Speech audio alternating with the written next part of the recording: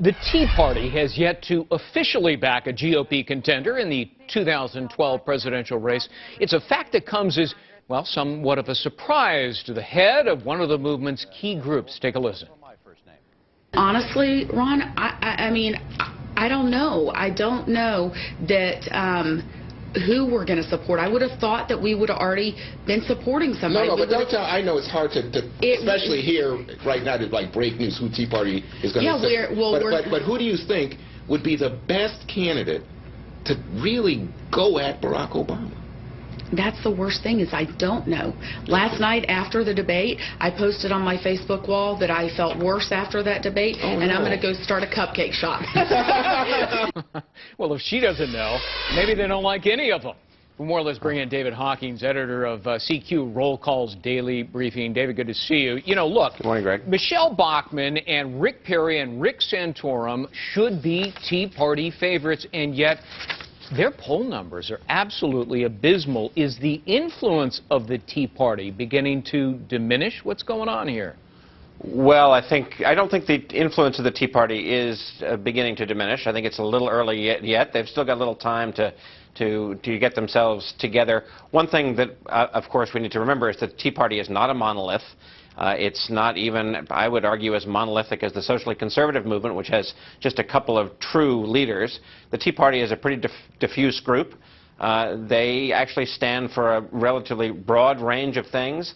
And so the challenge is for them to come together. If they want to have the most influence, it'll be tough for them to come together behind one candidate and articulate a clear message as to why, because so many Tea Party people advocate different things. Look, Newt Gingrich, as you heard the other night, surprised a lot of people by advocating the legalization of roughly 11 million illegal immigrants, and quickly he was slammed by his fellow contenders for advocating amnesty.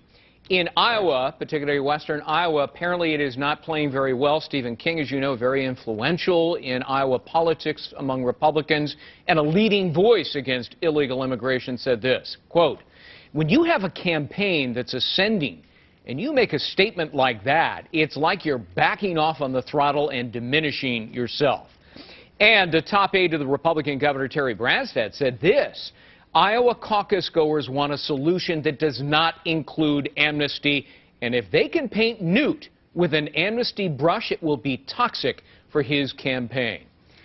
Did he shoot himself in the foot among Tea Party advocates? Perhaps among Tea Party advocates, unless those Tea Party advocates are willing to reward him for the sort of candor, willing to rebut the conventional wisdom. Presumably that's part of what Speaker Gingrich was doing at the debate, was trying to signal to the voters that he's willing to take on some orthodoxy, think outside the box, try and think in a new way. His comments on immigration, tough to synthesize, right, because they were not quite amnesty for everyone, and they were not quite lock down the border for everyone. Yeah. He was trying to find a middle ground. That's tough to do. Hopefully for him, he feels like he can sell it, as his Iowa chairman, Greg Gansky, says, as a way to be candid. Well, I wonder if he's going to get rescued by none other than Sarah Palin. There's a Real Clear Politics story that, according to her aides, I mean, the guy who has the inside track may be Newt Gingrich for her endorsement, and she might make an endorsement before somebody emerges as the eventual nominee. Given Sarah Palin's standing in the Tea Party, David, how powerful would that be for Gingrich? Oh, I think it'd be supremely powerful. I think it would definitely propel him into the front ranks as the conservative alternative, the most conservative alternative to Mitt Romney. It would be a forceful combination of sort of the heart-based conservatism of Sarah Palin and the head-based conservatism of Newt Gingrich. Gingrich, you know, the man with 1,000 ideas. He said almost everything about everything, and Sarah Palin, who, you know, just continues to really galvanize social conservatives and Tea Partiers who sort of see her as this shining light, even though she's not running. Well, Newt Gingrich carries more baggage than a Colombian mule, so he's got to get over that, not just among the Tea Party. All right, David Hawkins, good to see you. Thanks very much. Happy Thanksgiving to you, sir. To you as well, Greg. All right.